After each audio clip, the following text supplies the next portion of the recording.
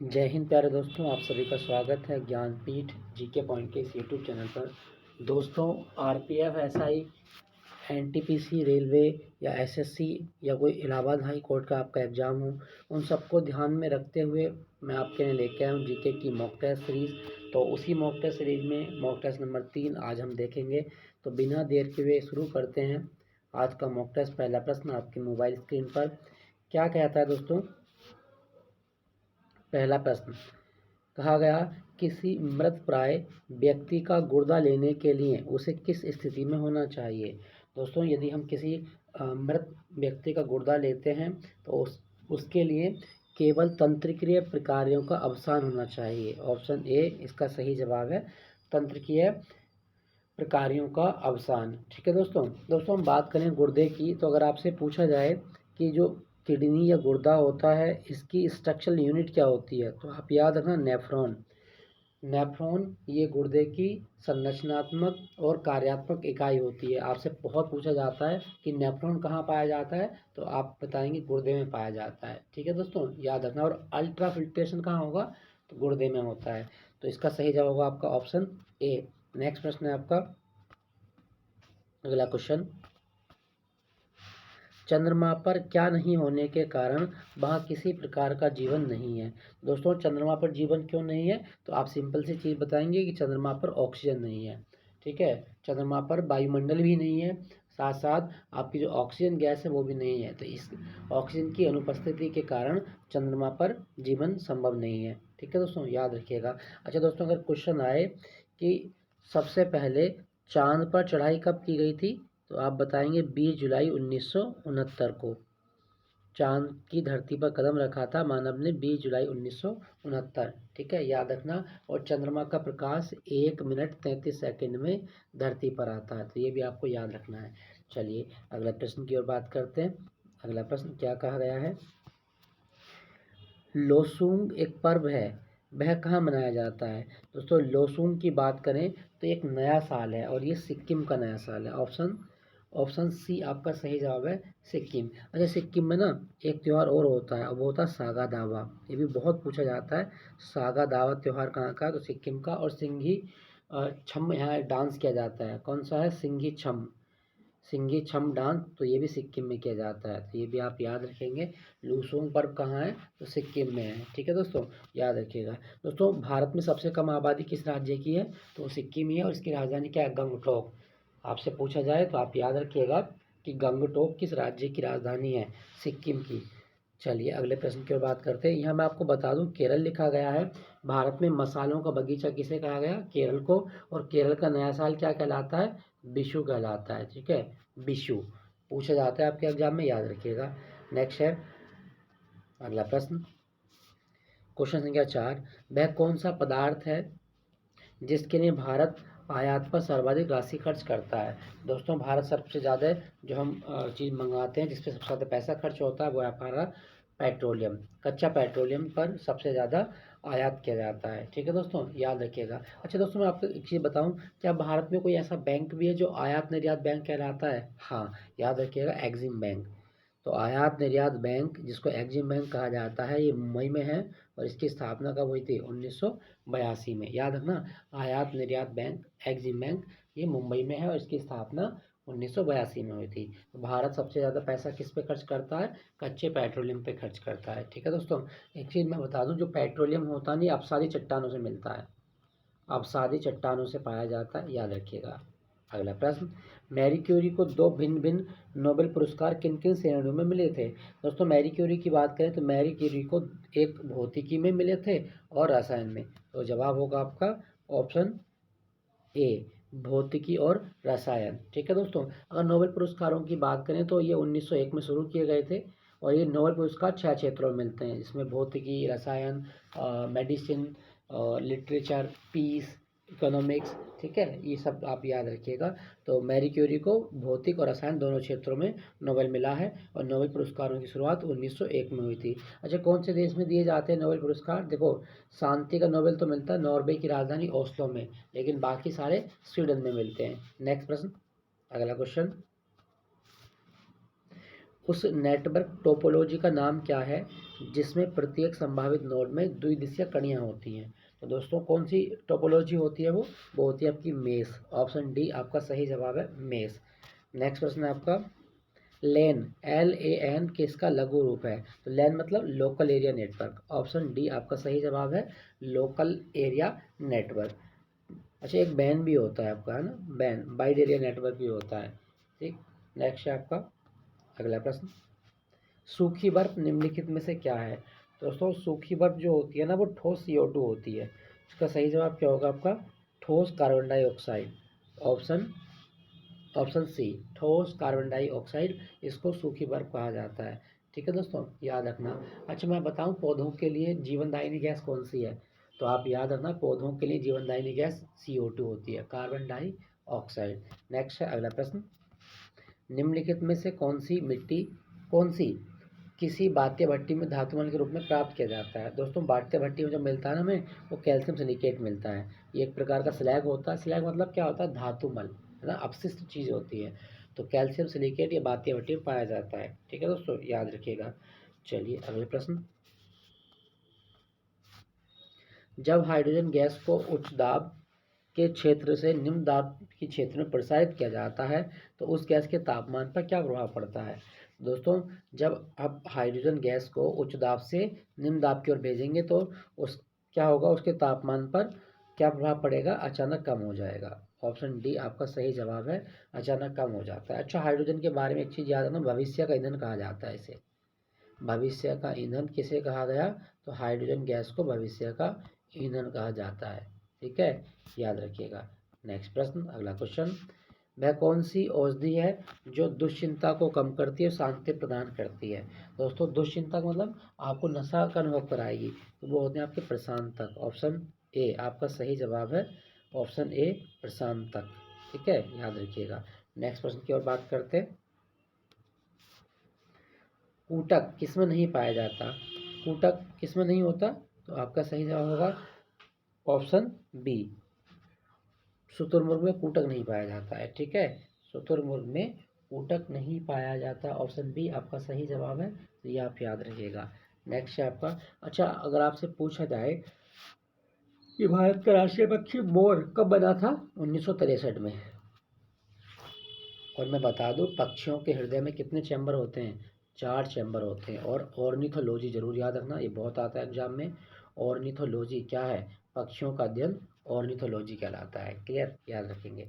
अगला प्रश्न आपके क्वेश्चन संख्या 13, विस्तृत स्पेक्ट्रम प्रतिजैविक जैविकी किससे उत्पन्न होती है?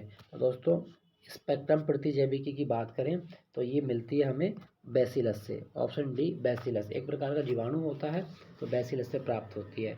ठीक है दोस्तों, याद रखिएगा। जब पेनिसिलियम लिखा गया, इससे क्या मिलती है? इससे पेनिसिलिन मिलती है। ठीक है, याद रखेंगे। नेक्स्ट, वह वर्णक जो वनस्पति को परावैंगनिक किरणों के दुष्प्रभाव से बचाता है, कौन सा है? तो दोस्तों परावैंगनिक किरणों के दुष्प्रभाव से बचाने वाला जो पिगमेंट है वो है आपका chlorophyll. Option option A chlorophyll. एक चीज़ मैं बता दूं, क्लोरोफिल के सेंटर में कौन सी मेटल होती है? तो मैग्नीशियम होती है। याद रखना, क्लोरोफिल के केंद्र में मैग्नीशियम धातु पाई जाती है। ठीक है, चलिए आगे बात करते हैं, ग्लाइकोजन, स्टार्च तथा सेलुलोज किसके बहुलक हैं? दोस्तों ग्लाइकोजन, स्टार्च और सेलुलोज की अगर हम बात करें तो ये किसके पॉलीमर हैं? ये ग्लूकोज के पॉलीमर हैं। ठीक है, ये आपके एक प्रकार की शर्कराएं होती हैं, कार्बोहाइड्रेट है, तो ये ग्लूकोज के होते हैं। ठीक है दोस्तों, याद रखिएगा। अच्छा, अगर आपसे पूछा जाए कि दूध में कौन सी जो शुगर है वो पाई जाती है, तो मिल्क में पाई जाती है लैक्टोज। लैक्टोज, याद रखना, दूध में कौन सी शर्करा मिलेगी? तो लैक्टोज मिलती है। और फलों में फ्रक्टोज मिलती है। माल्टोज ये अनाज में मिलती है। नेक्स्ट है आपका, सूची 1 का सूची 2 से मिलान करना है। विक्रम संवत, विक्रम संवत की शुरुआत कब हुई थी? तो ये हुई थी आपकी 320 AD में। शक संवत की शुरुआत ये 78 AD में हुई थी। ठीक है, उसके बाद में है आपका कलचुरी संवत। तो कलचुरी संवत की अगर हम बात करते हैं तो इसकी शुरुआत कब हुई है?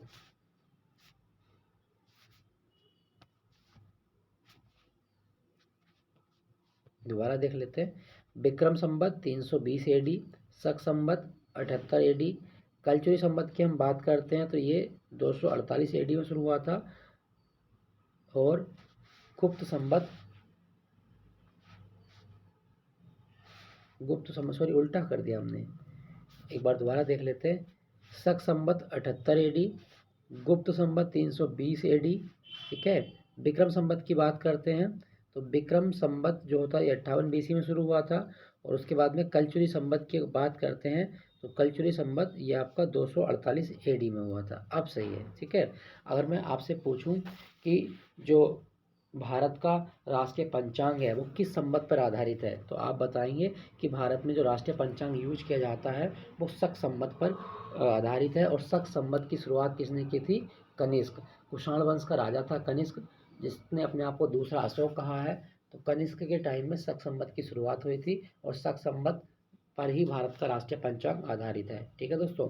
चलिए कमेंट में एक चीज़ लिख के बताइए, ये जो आप एडी और ये जो बीसी आप पढ़ रहे हैं इनकी फुल फॉर्म दोनों आप लिख के बताएंगे और इनके बारे में बताना कि एडी किस समय को बोलते हैं और बीसी किस समय को बोलते हैं, ठीक है। बहुत अच्छा प्रश्न है। एडी और बीसी इनमें क्या डिफरेंस है, एडी कब यूज होता है और बीसी कब यूज होता है, कमेंट में लिख के बताओ। नेक्स्ट प्रश्न है आपका अगला क्वेश्चन, महावीर कौन थे? दोस्तों भगवान महावीर जैन धर्म के तीर्थंकर थे और ये 24वें तीर्थंकर थे। ऑप्शन ऑप्शन बी आपका सही जवाब है, ठीक है। और महावीर को हम क्या बोलते हैं? जिन कहते हैं। जिन जिन मतलब जिसने इंद्रियों पर विजय प्राप्त कर ली, विजेता है, ठीक है। जैन धर्म के 24वें तीर्थंकर थे भगवान महावीर। नेक्स्ट प्रश्न है आपका अगला क्वेश्चन, क्वेश्चन संख्या 18, निम्नलिखित में से किस विदुषी ने वाद विवाद में अजय याज्ञवल्क्य को चुनौती दी थी? तो दोस्तों याज्ञवल्क्य को चुनौती देने वाली जो महिला थी वो कौन थी? गार्गी।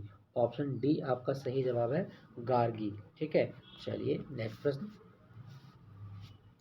निम्नलिखित में से किस घटना ने इंग्लैंड के सम्राट को भारतीय प्रशासन को अपने अधीन कर लेने के लिए प्रेरित किया था? दोस्तों कौन सी घटना के बाद? तो इसका सही जवाब होगा सिपाही विद्रोह। 1857 का जो सिपाही विद्रोह हुआ था उसके बाद भारत का जो शासन था वो सीधे ब्रिटिश क्राउन के हाथ में चला गया था। तो सही जवाब होगा 1857 का सिपाही विद्रोह। सिपाही मिटनी में इंग्लैंड के सम्राट ने भारतीय प्रशासन को अपने अधीन कर लिया था, ठीक है। अगला प्रश्न, क्वेश्चन संख्या 20 क्या कहता है? क्वेश्चन संख्या 20 में कहा गया है 13वीं शताब्दी में राजस्थान के माउंट आबू में प्रसिद्ध दिलवाड़ा जैन मंदिर किसने बनवाया था? तो दोस्तों दिलवाड़ा का जो जैन मंदिर है ये किसके द्वारा बनवाया गया? ये बनवाया गया था तेजपाल के, ठीक है। विमल शाह का सामर्थ्य तेजपाल इनके द्वारा बनवाया गया था, ठीक है दोस्तों, याद रखिएगा। नेक्स्ट प्रश्न है आपका, निम्नलिखित में से कौन सा विषय केंद्रीय सूची में नहीं है? दोस्तों केंद्रीय सूची में क्या नहीं आता?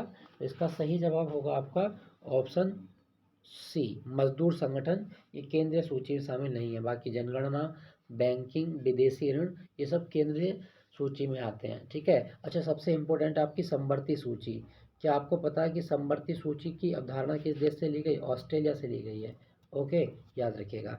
संसदीय प्रणाली में समापन से क्या हास्य है? दोस्तों हम बात करते हैं इसकी संसदीय प्रणाली में समापन हो गया तो इसका मतलब यह है प्रस्ताव की चर्चा पर रोक लगा दी गई है, ठीक है। ऑप्शन बी आपका सही जवाब है, प्रस्ताव की चर्चा पर रोक, ओके, याद रखिएगा दोस्तों। चलिए एक क्वेश्चन बताओ, भारत में संसदीय प्रणाली में एक अभिनव प्रक्रिया शामिल है और वह है शून्यकाल।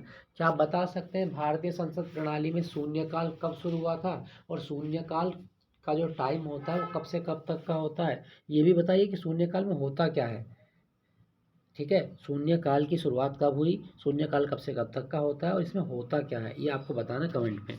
चलिए अगले प्रश्न, अच्छा चलो मैं आपसे पूछूं, अगर अगर क्वेश्चन आए ना कभी कि भारतीय संविधान की संसदीय प्रणाली किस देश की संसदीय प्रणाली पर आधारित है तो ब्रिटेन बताएंगे आप इसका आंसर। नेक्स्ट है, निम्नलिखित में से कौन सा जोड़ा सही अनुकूल नहीं है? ओके, अनुच्छेद 14 विधि के अनुसार समानता है, बिल्कुल सही है, ठीक है। नेक्स्ट है आपका अनुच्छेद 16 समान अवसर है, बिल्कुल सही है। अनुच्छेद 17 उपाधियों का समापन, ये गलत है। अनुच्छेद 17 में अस्पृश्यता का उन्मूलन की बात की गई है तो ऑप्शन सी आपका सही मिलान नहीं है, ठीक है। अनुच्छेद 18 सैनिक उपाधियों की अनुमति है, ये बिल्कुल सही है। तो अनुच्छेद 17 में क्या है? अस्पृश्यता का उन्मूलन, अनटचेबिलिटी को अबोलिश कर रहे हैं हम, ठीक है, याद रखिएगा, आपसे पूछा जाता है। नेक्स्ट प्रश्न है आपका अगला क्वेश्चन, निम्नलिखित में से किस राष्ट्रपति ने लगातार 2 बार राष्ट्रपति का पद संभाला है? तो लगातार 2 बार राष्ट्रपति बनने वाले तो एक ही व्यक्ति थे, कौन थे? डॉक्टर राजेंद्र प्रसाद। बिहार का गांधी इनको कहा जाता है। अजात शत्रु की उपाधि इनको दी गई थी। और मैं बता दूं, इनकी एक बड़ी फेमस किताब है इंडिया डिवाइडेड। इंडिया डिवाइडेड, ये बहुत आती है एग्जाम में, तो ये आप याद रखना। इंडिया डिवाइडेड पुस्तक ये डॉक्टर राजेंद्र प्रसाद के द्वारा लिखी गई है। राष्ट्रपति बनने की न्यूनतम आयु कितनी है? तो 35 वर्ष है। नेक्स्ट है, किस संविधान संशोधन के अधिनियम से मतदान की आयु 21 वर्ष से घटाकर 18 वर्ष कर दी गई? दोस्तों, आयु 21 से घटाकर 18 वर्ष की गई थी 61वां संविधान संशोधन 1988 के द्वारा। ठीक है, याद रखना। हमारे यहाँ वोट डालने की एज 18 वर्ष है। और मैं आपको बता दूं कि जो वोट के लिए निर्वाचन आयोग है, भारत का निर्वाचन आयोग कब बना था? तो वो बना था 25 जनवरी 1950 को। 25 जनवरी 1950। और वोट डालने का अधिकार एक कानूनी अधिकार है, ठीक है, एक संवैधानिक अधिकार भी है। तो दोनों अगर ऑप्शन में आते हैं तो आप बताएंगे कि संवैधानिक अधिकार है। नेक्स्ट है आपका, निम्नलिखित में से विशालतम स्तनधारी कौन सा है? स्तनधारी पूछा है, मैमल, हाथी, डायनासोर, व्हेल या गैंडा? दोस्तों, दुनिया का सबसे विशाल स्तनधारी है व्हेल। Option option B. ध्यान रखना, व्हेल मछली नहीं होती है। व्हेल को हमने किसमें रखा? व्हेल को हमने स्तनधारी वर्ग में रखा है। ठीक है, याद रखिएगा। और आपसे क्वेश्चन आए कि जितने स्तनधारी होते हैं इनके हृदय में कितने चैम्बर होते हैं? तो आप बताएंगे स्तनधारियों का हृदय 4 चैम्बर में विभक्त होता है। क्लियर, याद रखिएगा। नेक्स्ट प्रश्न है, अच्छा आप बता सकते हैं विश्व हाथी दिवस कब होता है? हाथी दिवस होता है 12 अगस्त को। नेक्स्ट है आपका, निम्नलिखित में से प्रतिकूल स्थान को चिन्हित कीजिए। तारापुर, कल्पक्कम, ट्रॉम्बे या नरोरा? देखो, प्रतिकूल मतलब इसमें से विषम छांटना है। तारापुर परमाणु संयंत्र है, बिजली बनती है। कल्पक्कम में बिजली बनती है।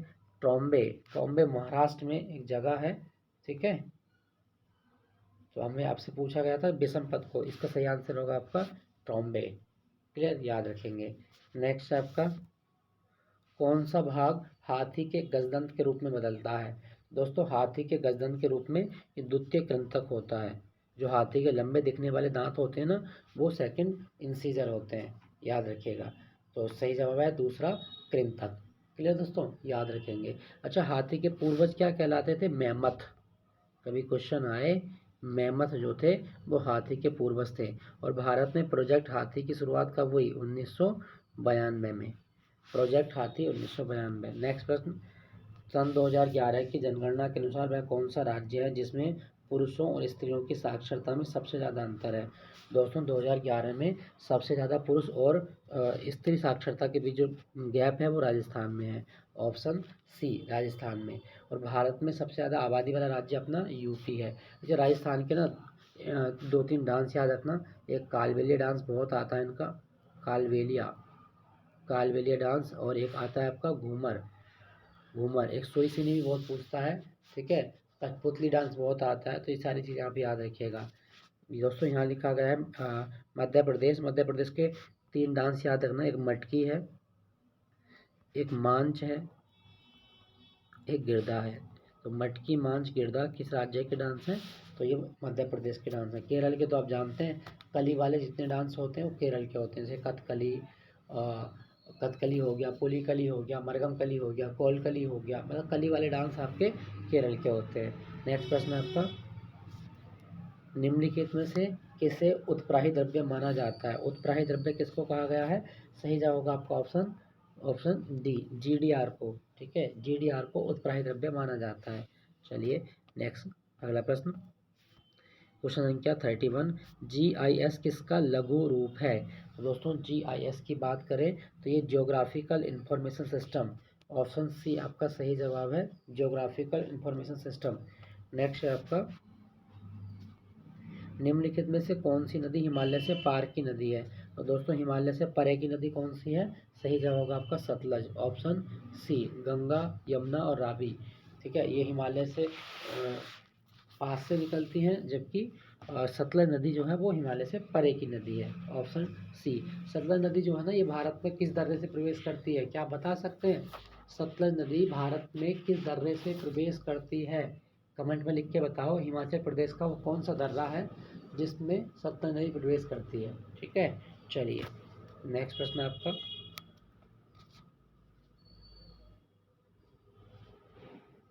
सूची 1 को सूची 2 से मिलान करना है। ठीक है, तो चलिए मिलान करते हैं इसका।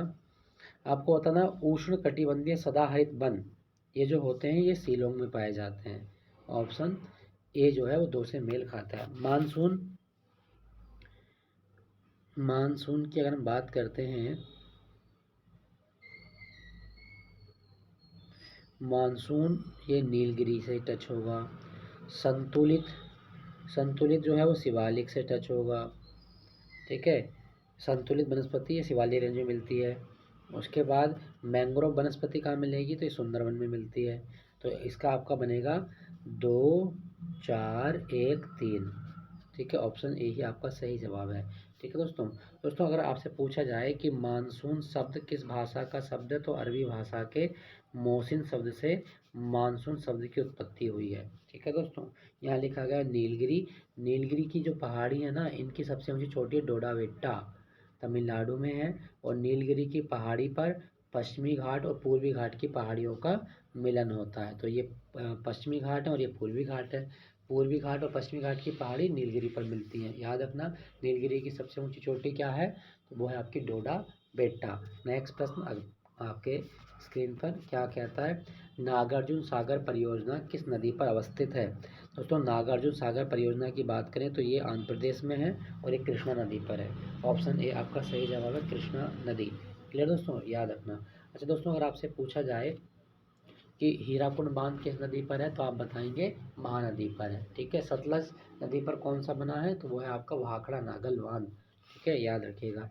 नेक्स्ट है आपका, स्वेज नहर किसे जोड़ती है। दोस्तों स्वेज नहर की बात करें तो ये भूमध्य सागर को लाल सागर से जोड़ती है। इसका सही जवाब होगा ऑप्शन ए, भूमध्य सागर को लाल सागर से जोड़ती है स्वेज नहर। स्वेज नहर के बन जाने से भारत और यूरोप के बीच कितनी दूरी कम हो गई है, तो 7,000 किलोमीटर दूरी कम हो गई है। नेक्स्ट प्रश्न है आपका अगला क्वेश्चन, वनस्पति घी के औद्योगिक उत्पादन में कौन सी विधि काम में लाई जाती है। दोस्तों अगर आपसे पूछा जाए कि वनस्पति घी के औद्योगिक उत्पादन में कौन सी विधि काम में आती है, तो इसका सही जवाब होगा ये हाइड्रोजनीकरण आता है। ऑप्शन डी आपका सही जवाब है, हाइड्रोजनीकरण। Clear, option D. नेक्स्ट प्रश्न है आपका क्वेश्चन संख्या 37, निम्नलिखित में से कौन सा अपतरण औद्योगिक प्रवाह से उत्पन्न जल प्रदूषण पर नियंत्रण रखने में उपयोगी सिद्ध हुआ है। कहने का मतलब है कि कौन सी ऐसी बीड है जो जल प्रदूषण को कम कर देती है, उस पर नियंत्रण रखती है। तो इसका सही जवाब होगा आपका जल संबूल, वाटर हायसिंथ। ठीक है, वाटर हियासिंथ जो होता है ये जल प्रदूषण पर नियंत्रण रखने में उपयोगी सिद्ध हुआ है। ठीक है दोस्तों। अच्छा अगर आपसे कोई पूछे कि नदी के जल में प्रदूषण की माप कैसे करेंगे, तो वो है आपका बीओडी के माध्यम से, बायोलॉजिकल या बायोकेमिकल ऑक्सीजन डिमांड। ठीक है, बीओडी, अगर बीओडी की मांग बढ़ रही है तो प्रदूषण बढ़ चुका है, और बीओडी की मांग घट रही है तो प्रदूषण घट चुका है। ठीक है, याद रखिएगा। नेक्स्ट प्रश्न है आपका, पूर्ववर्ती संयुक्त सोवियत रूस के चेरनोबिल नाभिकीय ऊर्जा केंद्र में वह दुर्घटना कब हुई जिससे वहां वायुमंडल में रेडियो न्यूक्लाइड फैल गए थे। दोस्तों चेरनोबिल एक यूक्रेन में एक जगह थी, है ना, उस समय ये सोवियत रूस में लगता था। तो चेरनोबिल की घटना जो हुई थी वो हुई थी आपकी 1986 में। चेरनोबिल एक परमाणु संयंत्र था जिसमें आग लगी और ये फट गया था, और वहाँ पे जो रेडिएशन था वो बहुत ज़्यादा फैल गया जिसके कारण लोग मारे गए थे। तो चेरनोबिल की घटना 1986 में हुई थी यूक्रेन में। नेक्स्ट है, रेगिस्तानी छिपकलियाँ अपने मल को शुष्क आकार में निष्कासित करती हैं, इससे किस प्रकार की मदद मिलती है। दोस्तों रेगिस्तानी जो छिपकली होती है ना, वो खाद्य की समस्या से निपटने के लिए ऐसा करती हैं। तो इसका सही जवाब होगा आपका ऑप्शन डी, ऑप्शन डी। तो दोस्तों ये था आज का मॉक टेस्ट 39 प्रश्नों का अभ्यास हमने किया था। आज के मॉक टेस्ट के अलावा कुछ एक्स्ट्रा चीज़ें हम देख लेते हैं, और ये जो एक्स्ट्रा चीज़ें ये आप नोट कर लेना या स्क्रीनशॉट ले लेना। आज हम बात करेंगे संक्षेप में गोदावरी नदी की। तो गोदावरी नदी के बारे में क्या क्या फैक्ट है, सबसे पहले आप याद रखिएगा, गोदावरी प्रायद्वीपीय भारत की सबसे बड़ी नदी है। ठीक है, गंगा भारत में सबसे बड़ी है, लेकिन अगर हम बात करें प्रायद्वीपीय भारत की तो ये सबसे बड़ी नदी है। इसके बाद कौन सी नदी आती है, तो कृष्णा आती है। तो पहला बिंदु हो गया। अच्छा प्रायद्वीप क्या होता है, प्रायद्वीप ये जो भारत का ये जो निचला हिस्सा होता है ना, 3 ओर से जल से घिरा हुआ है, तो 3 ओर से जल से घिरी भूमि प्रायद्वीप कहलाती है। ठीक है, याद रखिएगा। तो गोदावरी के बारे में हमने पहला फैक्ट पढ़ा कि यह प्रायद्वीपीय भारत की सबसे बड़ी नदी है। अगला, यह महाराष्ट्र के नासिक जिले में पश्चिमी घाट की ढालों से निकलती है। एक्चुअल में कहाँ से निकलती है? ये त्र्यंबकेश्वर से, नासिक जिले में ही त्र्यंबकेश्वर प्लेट्यू है, वहाँ से ये उद्गम करती है। तो गोदावरी नदी का उद्गम महाराष्ट्र के नासिक जिले से होता है और नासिक में ही कुंभ लगता है, याद रखना। इसकी लंबाई कितनी है? तो लगभग 1500 किलोमीटर, 1500 किलोमीटर इसकी लंबाई है। ठीक है, और गोदावरी नदी अपना मुहाना कहाँ खोलती है? तो बंगाल की खाड़ी में गिरती है। ठीक है, याद रखिएगा, बंगाल की खाड़ी में बहकर ये चली जाती है। नेक्स्ट है आपका, इसी में अगला फैक्ट क्या है? प्रायद्वीपीय नदियों में सबसे बड़ा अपवाह तंत्र गोदावरी नदी का। देखो एक और फैक्ट है, आपसे सिंपल क्वेश्चन बनाएगा कि प्रायद्वीपीय नदियों में सबसे बड़ी द्रोणी किस नदी की है? तो आप बताएंगे गोदावरी नदी की। देखो इसकी द्रोणी महाराष्ट्र नदी का 50% हिस्सा, मतलब सबसे ज़्यादा जो फ्लो करती है वो महाराष्ट्र में करती है। 50% इसका जो पार्ट है महाराष्ट्र में, then Madhya Pradesh, then Orissa, then Andhra Pradesh में स्थित है। तो सबसे ज़्यादा जो इसका कवर है वो कहाँ पर है? वो है आपका महाराष्ट्र में 50%, बाकी इन 3 राज्यों में। ठीक, आगे, गोदावरी में अनेक सहायक नदियाँ मिलती हैं और ये क्वेश्चन आपका एपीएस एग्जाम में पूछा गया था। क्या पूछा गया था? पूर्णा, वर्धा और प्राणहिता किसकी सहायक नदियाँ हैं? तो ये आप बहुत ही मतलब याद रखना इम्पोर्टेंट है। पूर्णा, वर्धा, प्राणहिता, मंजरा, बेनगंगा और पेनगंगा, ये बहुत इंपॉर्टेंट है। स्क्रीनशॉट ले लीजिए, इसको कहीं नोट कर लेना। ये जो 5-6 नदी का नाम दिया गया है, बहुत पूछता है कि बेनगंगा और पेनगंगा किसकी सहायक नदी है। ठीक है, गोदावरी की है। स्क्रीनशॉट ले लें आप इसका। नेक्स्ट है, इनमें से अंतिम तीनों सहायक नदियाँ बहुत बड़ी हैं। बड़े आकार और विस्तार के कारण इसे दक्षिणी गंगा कहा जाता है। ठीक है, देखो ये लाइन भी बहुत आती है कि दक्षिणी गंगा किसको कहा जाता है? तो आप बताएंगे गोदावरी नदी को दक्षिणी गंगा कहा गया है। तो इसके बारे में ये फैक्ट क्लियर हुए। एक और नदी की हम बात करते हैं और वो नदी है आपकी कृष्णा नदी। तो कृष्णा नदी के बारे में बात करें, यह महाराष्ट्र के पश्चिमी घाट में महाबलेश्वर के निकट से निकलती है। ठीक है, देखो कहाँ से निकलती है? महाबलेश्वर से, महाराष्ट्र से निकल रही है। इसकी लंबाई लगभग 1400 किलोमीटर है। 1400 किलोमीटर बहने के बाद ये कहाँ गिर जाती है? बंगाल की खाड़ी में। इसकी सहायक नदियों की बात करें तो तुंगभद्रा, कोयना, घाटप्रभा, मूसी और भीमा, ये बहुत इंपॉर्टेंट है। ये सारी कृष्णा नदी की सहायक नदियाँ हैं। कृष्णा नदी की द्रोणी महाराष्ट्र में, कर्नाटक में और आंध्र प्रदेश में फैली हुई है। तो कृष्णा नदी भी एक इम्पोर्टेंट नदी है, दक्षिण भारत की दूसरी बड़ी नदी है। किसके बाद? गोदावरी के बाद में। नेक्स्ट, एक और फैक्ट देख लेते हैं एक नदी के बारे में, और ये नदी है आपकी कावेरी नदी। चलिए कावेरी नदी के बारे में देखते हैं। कावेरी नदी पश्चिमी घाट के ब्रह्मगिरी श्रृंखला से निकलती है। ब्रह्मगिरी की श्रृंखला कहाँ पर है? कर्नाटक में, तथा तमिलनाडु में कुडलूर के दक्षिण में बंगाल की खाड़ी में मिल जाती है। देखो गोदावरी नदी भी और आपका कृष्णा नदी भी और कावेरी नदी भी, ये तीनों नदियाँ बंगाल की खाड़ी में गिर जाती हैं। कावेरी नदी की लंबाई 760 किलोमीटर है। इसकी प्रमुख सहायक नदियाँ अमरावती है, भवानी है, हेमावती और काबिनी। ये हेमावती और काबिनी आपके एग्जाम में आ चुकी हैं ऑलरेडी। ये हेमावती और काबिनी किसकी नदियाँ हैं? सहायक है, तो जवाब होगा कावेरी नदी की। कावेरी नदी की द्रोणी की बात करें, तमिलनाडु, केरल और कर्नाटक में विस्तृत है। तो ये सारे फैक्ट आपको याद रखने हैं। ठीक है, एक और फैक्ट कावेरी नदी के बारे में हम पढ़ेंगे। उसमें क्या कहा गया कि भारत में दूसरा बड़ा जलप्रपात कावेरी नदी बनाती है। ठीक है, इसे शिवा समुद्रम जलप्रपात के नाम से जाना जाता है। जलप्रपात द्वारा उत्पन्न मैसूर विद्युत मैसूर, बेंगलोर तथा कोलार स्वर्ण क्षेत्र को प्रदान की जाती है। अगर आपसे पूछा जाए कि भारत में शिवा समुद्रम जलप्रपात कौन सी नदी बनाती है, तो कावेरी नदी। अच्छा, एक क्वेश्चन भी है आपके लिए, और क्वेश्चन ये लिखा गया है आपकी स्क्रीन पर कि भारत का सबसे बड़ा जलप्रपात, सबसे बड़ा झरना कौन सा है? कमेंट में लिख के बताइएगा। तो दोस्तों ये था आज का एक मॉक टेस्ट। आई होप ये सेशन आपको अच्छा लगा होगा। अच्छा लगे तो लाइक कीजिएगा, अपने दोस्तों के साथ शेयर कीजिएगा और मेरे साथ बने रहिएगा। फिर मिलूंगा एक नए मॉक टेस्ट के साथ में। Thank you for watching Gyanpeeth G K point.